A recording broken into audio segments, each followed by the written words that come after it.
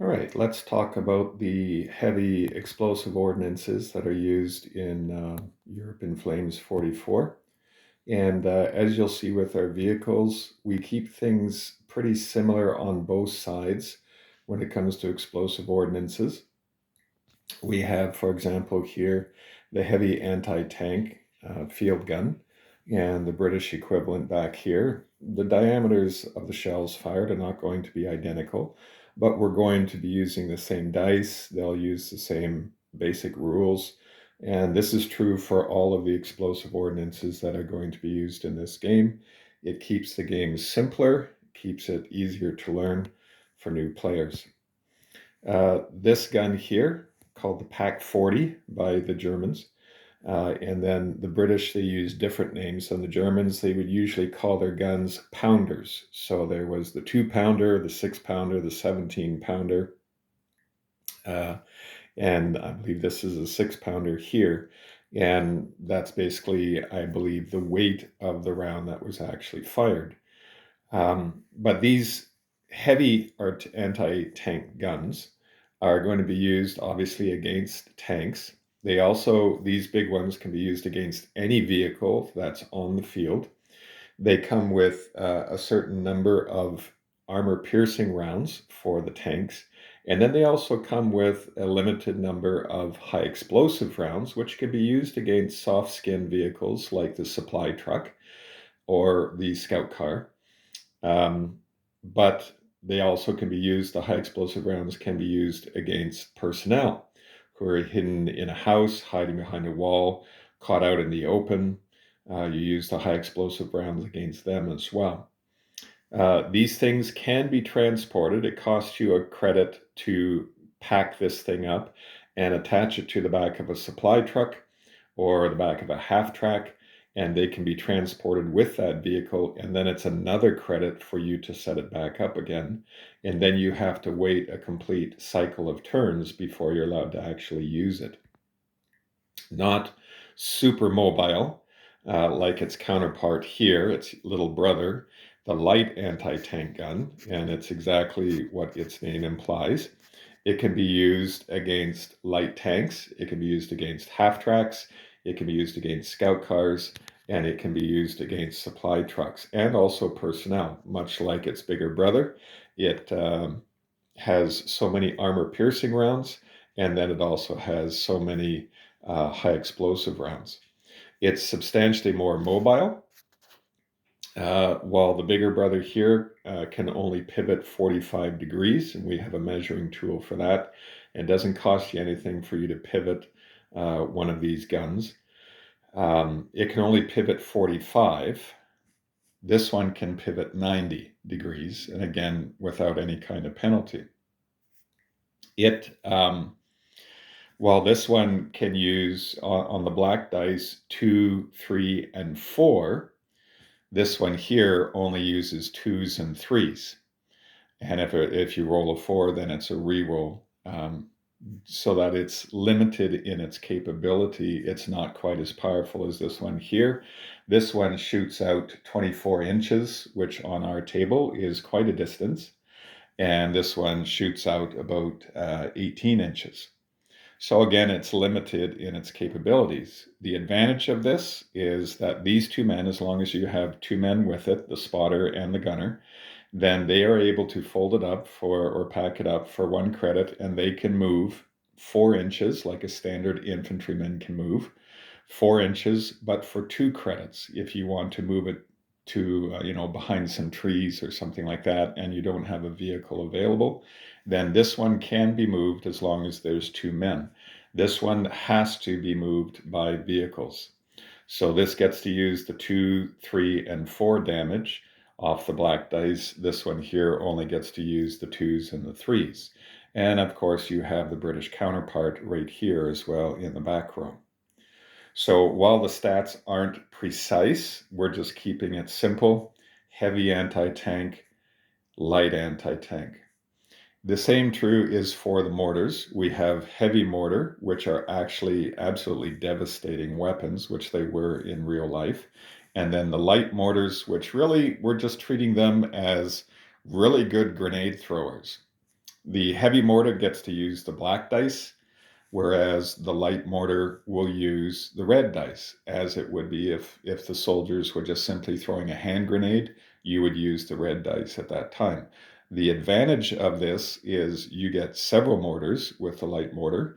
It's highly mobile, and even if one of the two men is killed, it still can be transported, and it would fling the light mortar substantially farther than a hand grenade is thrown by a standard infantryman. The light mortars cannot be used against vehicles at all. It's strictly anti-personnel who are dug in behind a wall or have dug into the ground into foxholes.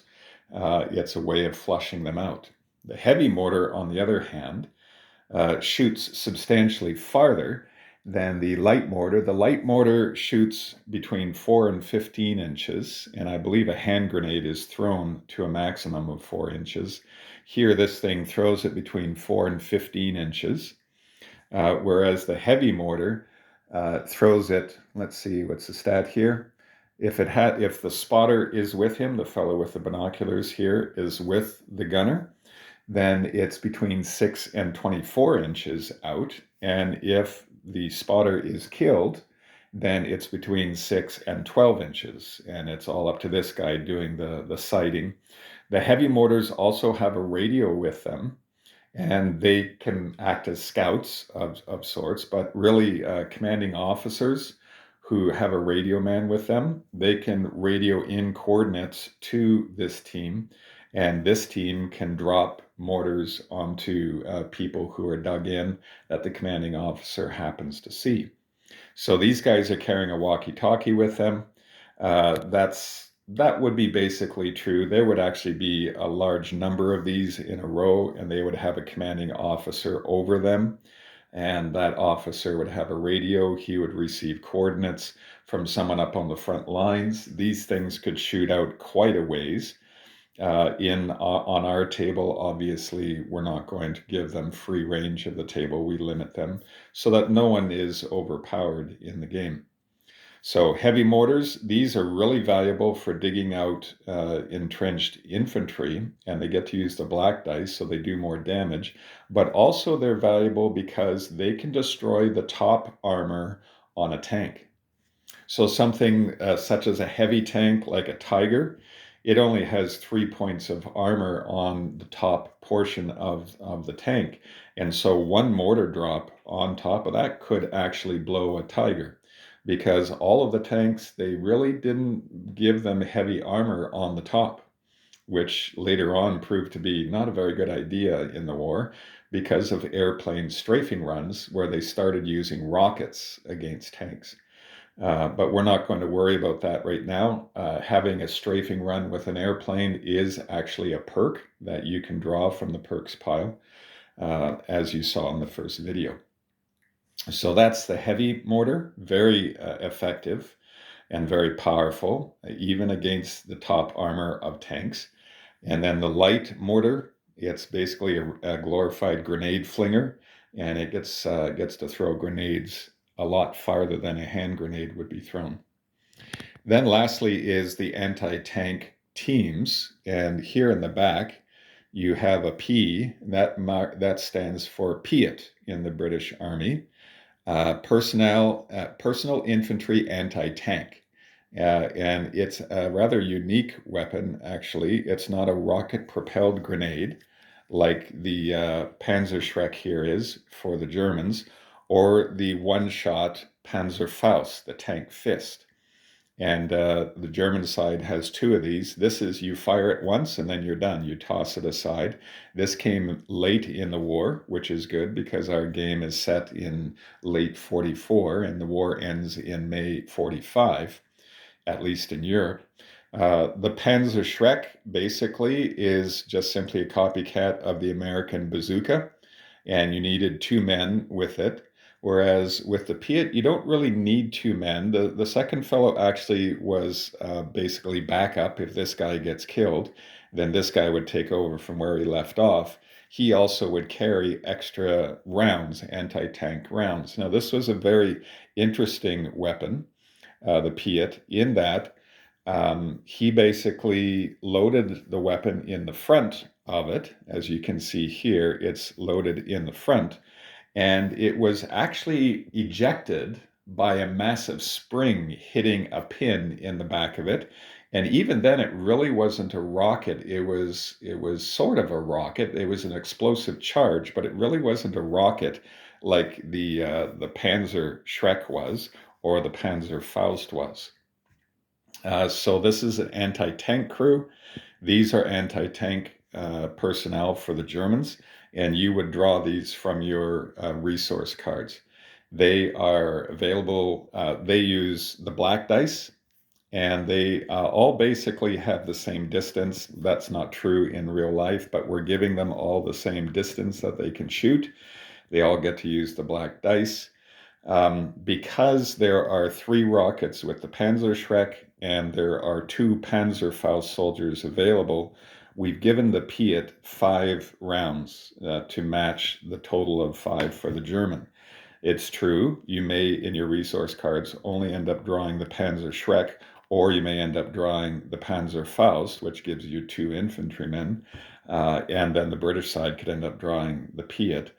But to try to keep things relatively fair, we've given 5 to the Piat, 3 to the Panzerschreck, and then you've got 2 individual soldiers carrying the Panzerfaust.